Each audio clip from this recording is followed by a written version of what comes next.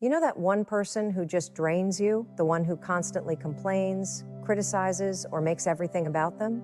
Yeah, we all have someone like that in our lives. And if you don't set boundaries, they will control your energy, your mood, and even your confidence. So today, we're going to talk about exactly how smart, successful, and emotionally strong people handle toxic people without the drama, without the guilt, and without losing their minds. Because the truth is, you can't always cut these people out, but you can take back your power. Let's get into it. Toxic people don't always walk into your life wearing warning labels. Sometimes they come disguised as friends, coworkers, even family, people you care about or spend time with regularly. That's what makes them so difficult to spot at first. But the first step to dealing with them like a smart, emotionally grounded person is learning how to recognize the signs of toxicity before it chips away at your mental peace. Toxicity shows up in patterns, not one-off moments. It's not about someone having a bad day or being moody once in a while. We all go through that. A toxic person operates in a way that consistently drains your energy, makes you question your worth, or manipulates your emotions to their benefit. You'll notice that after interacting with them, you often feel exhausted, anxious, or even angry. Your gut might be screaming that something's off, but your mind tries to rationalize it because they're a longtime friend or someone close to you. That hesitation is natural, but it's also the first barrier you have to push past if you want to protect your peace. One major red flag is chronic negativity. Toxic people love to dwell in problems, not solutions. They complain constantly, criticize everything around them, and rarely have anything positive to say. And here's the kicker, they expect you to be their emotional dumping ground. They'll offload their problems on you, but when you need support, they're nowhere to be found. Over time, that one-sided emotional labor starts to weigh heavy. You find yourself dreading their calls, avoiding their messages, or bracing yourself mentally before every interaction. Another big clue, manipulation disguised as care. Toxic individuals are often masters of guilt tripping. They'll twist conversations in a way that makes you feel responsible for their emotions. If you try to set a boundary, they make you feel selfish. If you call them out, suddenly you're the problem. This kind of emotional manipulation is subtle, but powerful. It's how they maintain control. You start walking on eggshells, afraid to speak your truth or advocate for yourself because you don't want to upset them. Toxic people also have a pattern of disrespecting your boundaries. You tell them what you're not comfortable with, and they ignore it. You say no, and they pressure you until you say yes. Whether it's your time, your space, or your energy, they believe they're entitled to it. And instead of acknowledging your limits, they see them as obstacles to be pushed past. That's not just inconsiderate, that's invasive. It tells you loud and clear that your needs are not a priority to them. Then there's the issue of constant drama. Toxic individuals often thrive in chaos. If there isn't a problem, they'll create one. They stir conflict, gossip, and pit people against each other just to feel important or in control. And if you're in their circle, you'll get pulled into that whirlwind, whether you like it or not. Smart people recognize that drama is a distraction. It keeps you reactive instead of proactive. And when your mental energy is constantly being hijacked by someone else's emotional chaos, it becomes nearly impossible to focus on your own growth. And lastly, toxic people rarely take accountability. They'll make excuses, shift blame, and deny responsibility at every turn.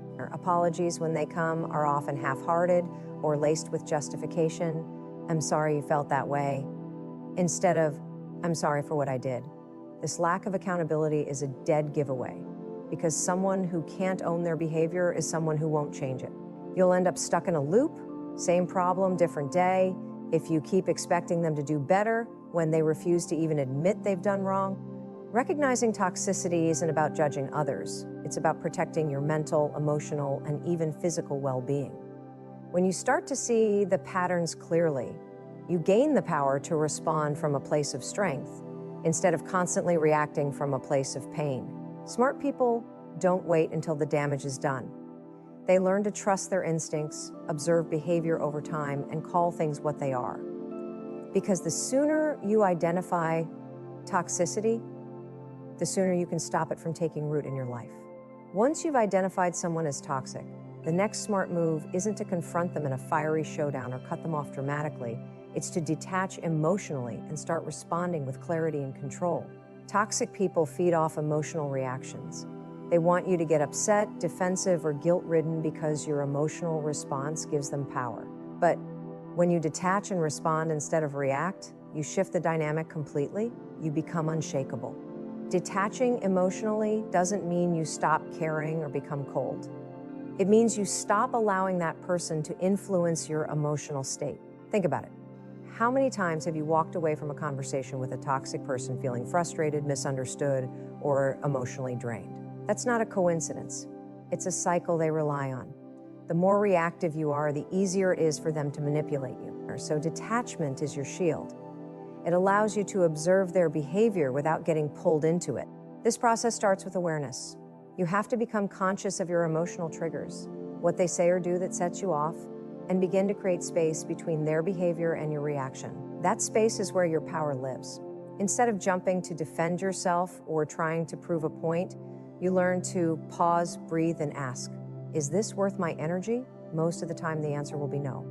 Because when someone's goal is to get a rise out of you, the smartest thing you can do is not give them what they want. Responding rationally is about staying grounded. It's choosing your words and actions deliberately, not out of emotion, but out of intention. For example, if someone tries to guilt trip you for setting a boundary, like declining an invitation or saying no to a favor, you don't have to explain yourself endlessly. A simple, calm and send time, not available for that, is enough. You don't owe a performance, you don't need their approval. When you stay calm and clear, it disarms them. There's nothing for them to argue with because you're not giving them drama to latch onto. This level of composure doesn't come overnight, it's a practice. You have to train yourself to stop taking things personally, even when they're meant to be personal. Toxic people love to make you feel like you're the problem. They project their insecurities, deflect blame, and twist facts. If you engage emotionally, it becomes a war of words that never ends. But if you stay neutral, if you refuse to take the bait, you stay in control. You're no longer dancing to their tune. Another aspect of emotional detachment is accepting that you can't change them.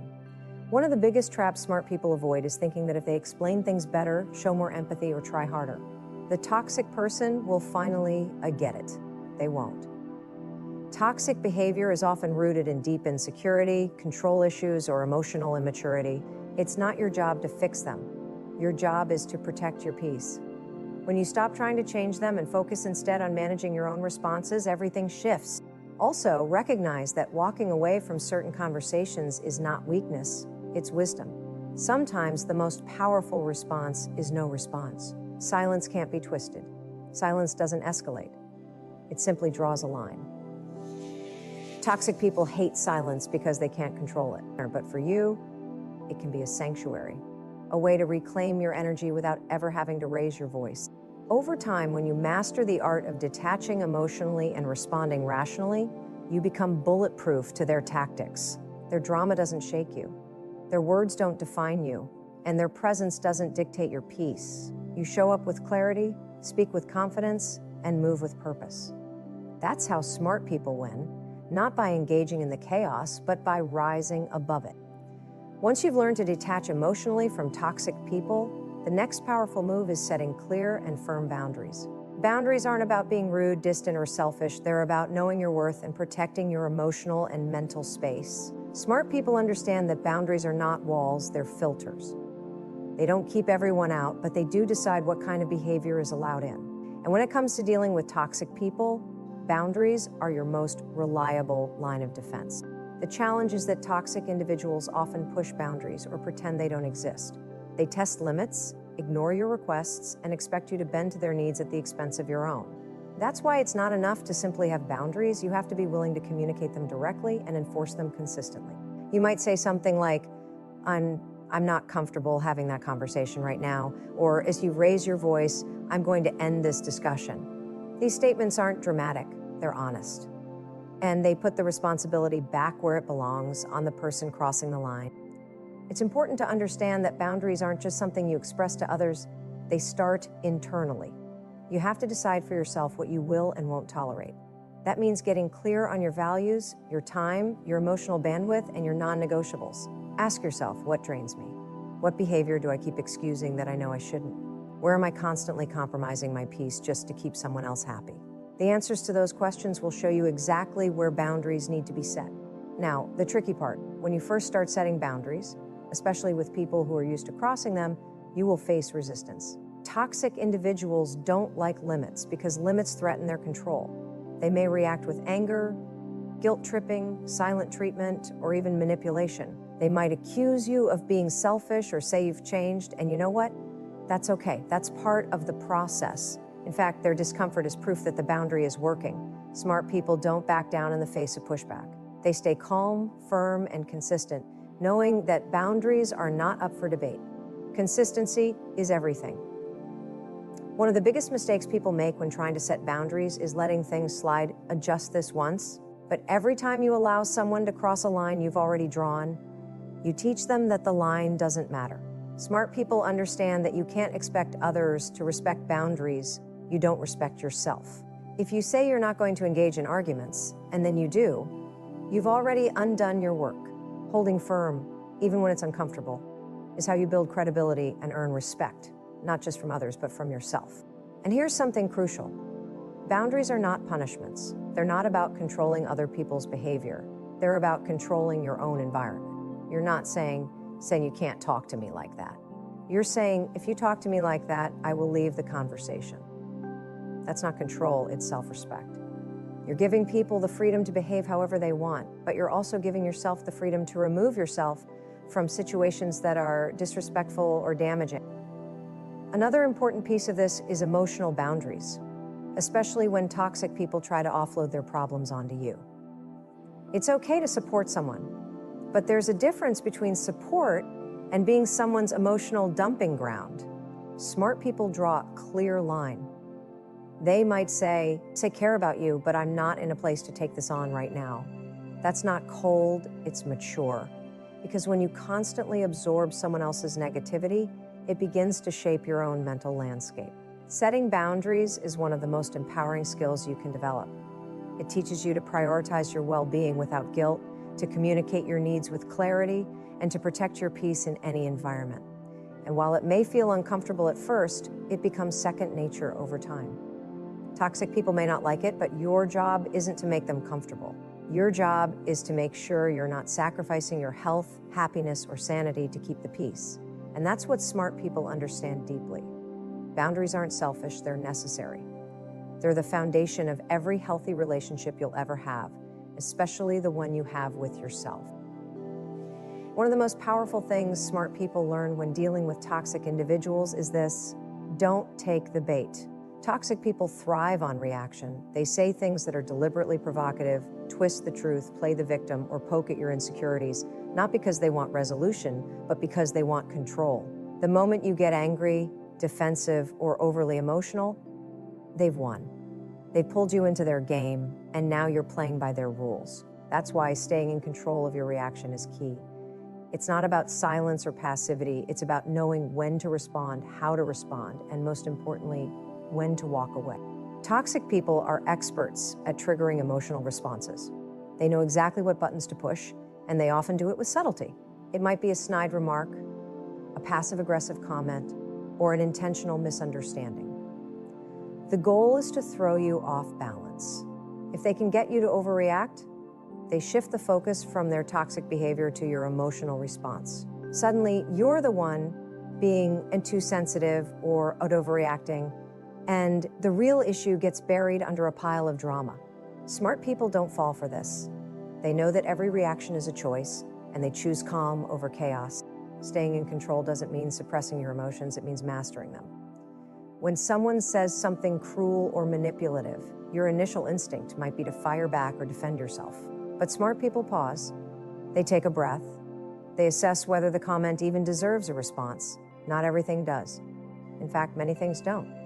Silence can be a powerful response, not because you're afraid to speak, but because you've decided the conversation isn't worth your energy.